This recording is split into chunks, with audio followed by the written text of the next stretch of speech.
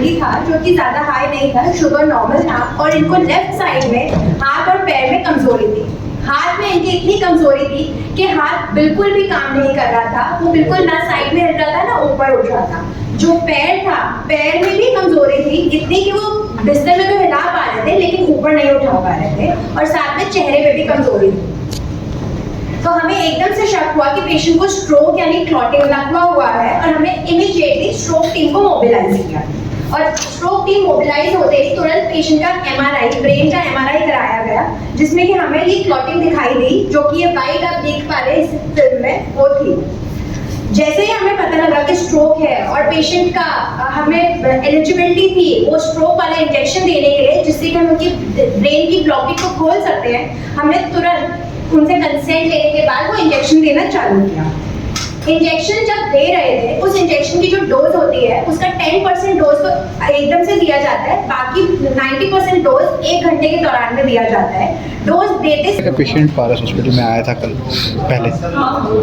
Okay, ये जिस patient की हम बात कर रहे हैं वो यंग पेशेंट है, अराउंड 29 ईयर ओल्ड मेल, जो स्ट्रोक के सिम्टम्स से आया था। उसको सिम्टम्स 1 घंटे पहले ही हुए थे। विदिन 1 आवर वो आ गया था हॉस्पिटल में। लेफ्ट साइडेड उसको पूरी पैरालिसिस हो चुकी थी। जब हमने एग्जामिन किया, स्ट्रोक की शंका हुई, इमीडिएटली स्टेबलाइज करके इमरजेंसी डिपार्टमेंट में और उसको तुरंत इमेजिंग के लिए शिफ्ट किया गया।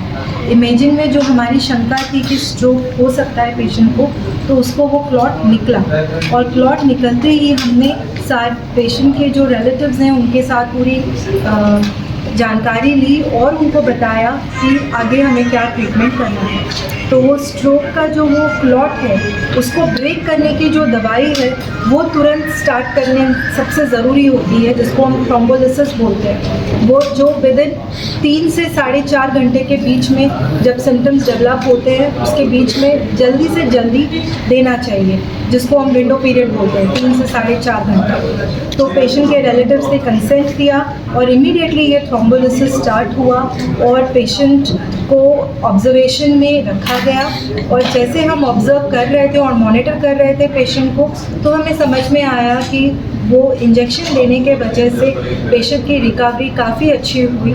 और आफ्टर ऑब्जर्वेशन एंड मॉनिटरिंग उसको 3-4 दिन के बाद तो पेशेंट अच्छा खासा चलते हुए घर डिस्चार्ज हुआ। तो ये एक बहुत ही मतलब सक्सेस स्टोरी बोलेंगे हम इसको, कि स्ट्रोक जल्दी से जल्दी आइडेंटिफाई करना, एक सीटी केपेबल, एटलीस्ट सीटी होना चाहिए वहाँ पर। ऐसे एक इमरजेंसी डिपार्टमेंट या हॉस्पिटल में पहुँचे, इमीडिएटली इमेजिंग हो और इमीडिएटली थ्रोम्बोलिसिस वाला ट्रीटमेंट पेशेंट को मिल पाए। की वजह क्या थी? क्या वो ड्रिंक करता था, क्या कोई और कारण था?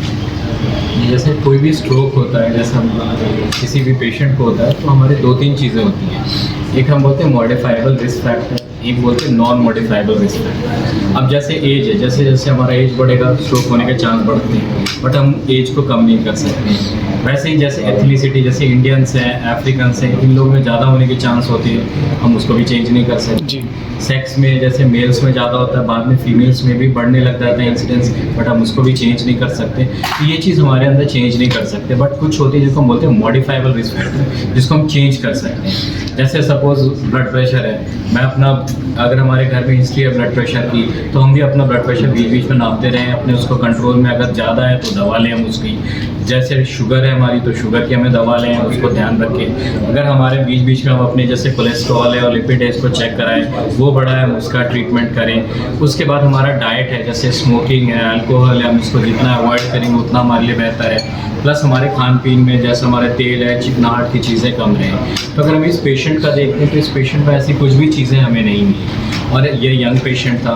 तो यंग पेशेंट में हमें और भी चीज़ें देखनी होती है, जैसे बहुत बार कुछ हार्ट की बीमारियाँ हो जाती हैं। अगर हार्ट में छेद हो जाता है तो हो सकती है, तो हम हार्ट का डिटेल इवैल्यूएशन करते हैं। फिर उसके बाद कहीं ब्लड में ऐसा ना हो कि हमारे उसी में कोई विस्कोसिटी, मतलब उस गाढ़ापन बढ़ गया हो, तो उसकी कुछ हमारी जो जांचें होते हैं हम वो करते हैं। जैसे इस पेशेंट में ज़्यादा आई थी, होमोसिस्टीन आई थी। ऐसे और भी बहुत सारे फैक्टर होते हैं जिनकी हम सारी टेस्ट करते हैं। तो ये मॉडिफाइबल रिस्क फैक्टर है कि हम इसकी ट्रीटमेंट करेंगे, ये आगे के लिए उसके लिए अच्छा है कि इसके चांसेस कम हो जाते हैं। लगातार स्ट्रोक के मामले बढ़ रहे हैं, क्या लगता है कि लोगों को क्या बदलाव करना चाहिए अपने जीवन में जिससे कि स्ट्रोक जैसी बीमारी से बच सके? देखिए स्ट्रोक से बचने के लिए जो मॉडिफाइबल रिस्क फैक्टर्स हैं यानी कि ब्लड प्रेशर, डायबिटीज़, इनको तो हमें मॉडिफाई करना ही है। साथ में इम्पॉर्टेंट है फिजिकल एक्टिविटी। अभी जैसे लास्ट 2 साल से लॉकडाउन है, लोग मोस्टली घर के अंदर रह रहे हैं, तो लोगों का फिजिकल एक्टिविटी का लेवल बहुत कम हो गया है। तो हमें कोशिश करना चाहिए कि हम डेली एटलीस्ट 30 to 40 मिनट्स का फिजिकल एक्टिविटी करें। हम अपना डाइटरी हैबिट्स को चेंज करें, थोड़ा हेल्दी खाने लगें, जो कि जंक फूड है या टेक अवे ऑर्डर्स हैं, इस टाइप का जो बाहर का हम खा रहे हैं उसको हम कंट्रोल करें।